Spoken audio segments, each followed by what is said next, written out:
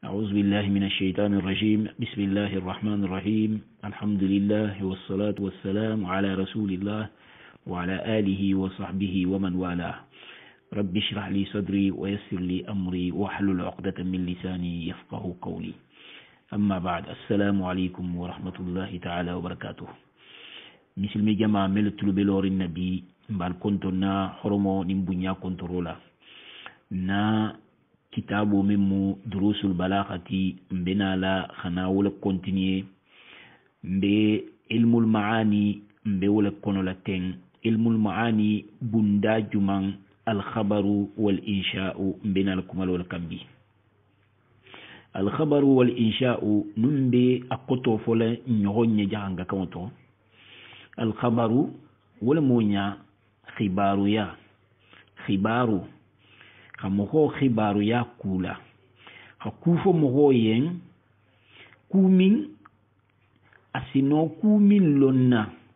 ubien kumin nin akenya bi lonni moho bulu akhalong asage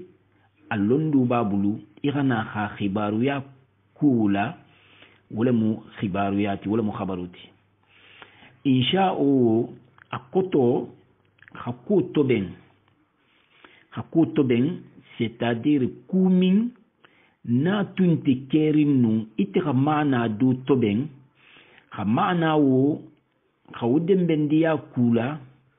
kumin na khatara aw moho halon déjà ou bien moho abe a hakiloma ira kudu toben ira mana toben ha dembendiya wala mu insha'uti khabaru irana kha khibaru ya ma'ana la kha khibaru ya kula akumin long ou bien akuminge wala mu khabaruti akoto le muti bon balagha karamogolu nata anyasifa nyami nasinen mbina la wala fana nyasifa la nyogonye ngana wu fana fahamu ngana wu fana lo كتاب لالكو يكو كل كلام فهو إما خبر أو إنشاء كما كان بي نيه كما كان لسرا أمومي لدن نيو نمان كي عربو كاندرونتي هل نجحنغا كان بي لموتي نين كما كان فوتا سوا أخكي خبروتي suwa akake insha'uti nin kufulu kilin dole mu kuma ameba kufulu yin do kilin kono awa ako wal khabaru kuni ha min khabar arabu kan balaghatu bundala balagha karamo lo khabaru ikhawo nyasifa nyamina eko kuma yasihu أن يقال لقائله إنه صادق فيه أو كاذب كوني غامي خبر كوكوكو نين سنو سهل إبلو إغافو كمو فولاي إتيين كو نماريغو على كما كونين أبتا بين سوابو ما كوتو أتونيا ou bien نماريغو amam ben sawaba ma ala kuma kawinto c'est-à-dire hafani c'est-à-dire moho hana hakuma wo foye kuma kawo ise no fola ni marigo atonya ubi ise no fola hafani isafula ma ko khabar balaghatu kono koko huwa ma yasihu an yuqala liqa'ilihi innahu sadiqun aw kadhibun fihi kasafara muhammadun ni o misalu la mwinti niko safara muhammadu bata biasi abata voyager ou bien irafo wa aliyun muqimun aliyu mambiasi aliyibe sabatirin adingirato c'est-à-dire muqim mohomi mambiasi o wala muqimuti musafir mohomi ngena biasi awa kuma kawani nim mogo gafoye safara muhammad muhammad bata biyasi est-ce que nsi no fola nko nyimarigo bata tonyafo ubi abata fanyafo iyo nsi no le afola nyimarigo ye min kunye ku muhammad bata biyasi nyadi nsi no wolonna nako ku safara muhammad ngala saka nga vérifier tonyale mu muhammad inte ya biasitale nsafo iyo atonyale mu abiasitale donc nyimari go la khibaru nyin aka khibaru ya min fo nyeten aka tonyale fo nye ala khibaru yin kono bari na ko nye ku muhammad bata biasi na ta nga vérifier nga tara muhammad man biasi muhammad bi sati kono mba fole le nyimari go ye nko kazibun nko nyimari go bata fanyafo fil khabari au fi khabarihi ala khibaru ya yin kono donc kuma kan woni afoko to muhammad bata biasi mbatalon nsinole afola atigo maminga fonye nkuyo nka hafani ubien sino afola nkuyo atonya ala tonya nin ala faniya wosilo nyadi mbala kuma kan wala jarabi lale ninga la jarabi nsina tonya diama nonne ubien ngafaniya dama donc khabaro mbato nyaji ubata fahamu bulu abeten ne fana nun ko aliyu man biasi aliyu be sabatirin wo fana ndo fukuma kan fana na jarabi lale ninga la jarabi na hatara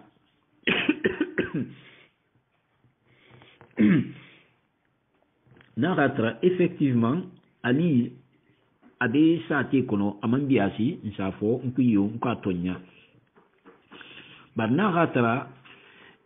ngala jarabi ngatra aliyu anti sate kono biasi tale mba folele nyimarigo kazibun abata fanyafo donc bala halon nalu e khabaru fasarinye wonyale kuni khame khabaru kuma wo kuma nimmo na ta khala sima wo marigu igala kuma kan wala jarabi ino ta folaye kunyi marigu tonya ubiye ino ta folaye nyi marigu khafani isa folema ko khabar bala khatu kono no mbata jiyanye akoko wal insha'u لغامي الإنشاء ما لا يصح أن يقال لقائله ذلك كوكما وكما نمي سهانو إخافو كمو فولاي كو أتونيا وبين أخفاني ولا مو إنشاء c'est-à-dire إنشاء مو خبرو contraire لدي خبرو إسنا فولا تقولي أتونيا وبين إسنا فولا أخفاني ça dépend ala kumo la jarabo wala si non gitanna bar insha'u ken nimmo ga insha'u kumo fo imeno fo lati goye kwa tonya imeno fo lati goye kwa khafani puisque insha'u lemu kumimmu akunti kerin minga fo ye wala la fita ko nyinga ke ala fitale ko nyinga tara la fitale ko nyinga tobe mais khabaru nimari go jena kule fo ye kumin be ke kan déjà ou bien bata ke déjà donc au différence la bitima akoko wal insha'u ma la yasihu an yuqala liqa'ilihi dhalik koko kuma nimme sahano ikhafo afola ye itiye kunyi imarigo akhafani ou bien imarigo atonya kasafir ya muhammad wa aqim ya ali voilà awa anata misalu tinye khafonye kiko meni ko mo esai muhammad wuli ikhabiasi est-ce que ni khafo mo wuli muhammad ikhabiasi est-ce que nzino afola wo marigo ye mingafo ko muhammad wuli ikhabiasi nzino afola ye nko nyi marigo tonya ou bien khafani non mais no afola ye puisque ajana kule nyini mbulu ala fitan no kule ke ala fita kula ka toben ku min tunte je déjà bar ku min mu aben hakkilo ma nsino le khake wala mu insha'ut ala fita muhammad khabiya sole la wuli bari mbeten no min to nya muhammad man biya si folo bari nyim mari go la fita le biya su muhammad kha ala wuli wala akhafaye ku safir ya muhammad wuli irabiasi donc meno afolaye nko imari go yana kumo min foten to nyale mu bien fanyale mu meno fola nimmo go kuma sifa infoye ku safir ya muhammad ite nun tole muhammad ibe mun fola iba folaye ko awa mbatame suwe khafaye mbatame nse biasi insha Allah ou bien khafaye me biasi no ñin la njiru ni ñin la njiru kammala donc o kensi jaabi wo ñaale nim mo hoka insha o kumo foye ira ala sewa la kumola ira faye mbata me igana min fo ñen sa mutan sake ou bien ira faye ikono meno akela dalilu ñin sabula donc insha o mbata o fanan fahamu mbata o fanan lo donc akoko wa aqim ya ali iko meni hafa ali tout ça te kono ikana biasi isigi ikana biasi wala moti bon kitabul la lu ko nyesine wal muradu bi sidqil khabari ko kumo la tonya wo koto mumunti na fota ko khabaru mu tonya lati aha wo ukoto munti ukoto muneti mutabaqatuhu lilwaqi' kumo anin moho kumin genira la jarabi anin wo banyo mani wo nyo muta kumin de kerin anin wo nyo muta nani wo nyo muta kumo isafu la kuto nyalem par exemple ni ko Muhammad batataha ina tayra la jarabi effectivement Muhammad battaha isa fo kuto nyalemu donc ala stawla fo la jang wal muradu bi sidqil khabari ko koni khame khabaru la tonya wo koto mumunti mutabaqatuhu lil waqi' khabaru nin awa experience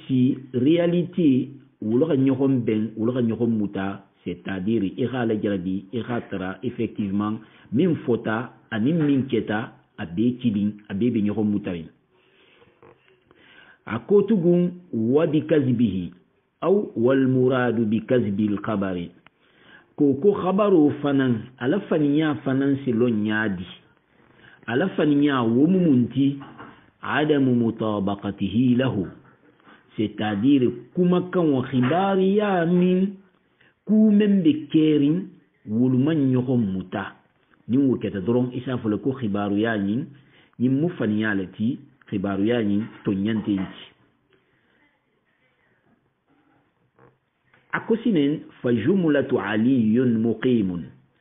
jumlatu nyimmi muinti ni khafo mohoyen ko aliyu man biyasi aliyu be sabatirin jamano kono sati kono akoko in kanatin nisbatul mafhumatu na khatara dembendiyaro min fahamuta minha jumlatu yin kono dembendiyaro yin mutabiqatan lima fil khariji ay lima fil waqi'i fasidqun kuna khatar dembendiyaro min fahamuta jumlatu yin to iha dembendiya ku mimma wuko anin reality wo wulbe nyoko mutarin fasidkhun to nyale mu kuma kan wo nsina fola ngo to nyale muti wa illa bari na khatar sinen nisbatu dembendiyaro min fahamuta kuma kan wo to woni reality man nyoko muta c'est-à-dire kumin bilarin jela kumin bilarin kenala kumin keta woni wo man nyoko muta fakazibun nsafole nko jumlatu yimmu faniyalati namira ruto wo falambata fahamu ya mbulla kitabu tigol ko sinen wali kulli jumlatin ruknan jumla wo jumla ko ngayilong tunkan fulale bala arabu kanto jumla wo jumla na fota ngayilong ko tunkan fulale bala mahkumun alayhi kito la ta kumimma kitita kumin makitita wala mu mahkumun alayhi ti wa mahkumun bihi anin kumin keta kitoti khala doma wala mu mahkumun bihi ti mahkumun alayhi kito la ta femmim kan ou bien femmim ma wa mahkumun bihi femmin na barata ke kitoti khalafin duma akoto dole muti alsal hakatu nyedi jang kan fosi gole yam bultu modulu bar na miruto mbiyan la min fola mo bata fahamu wa yusamma al awwalu ko folo nyin isa fo nyele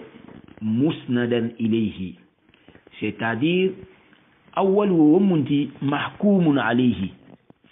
ira kumin ikiti ta kuminna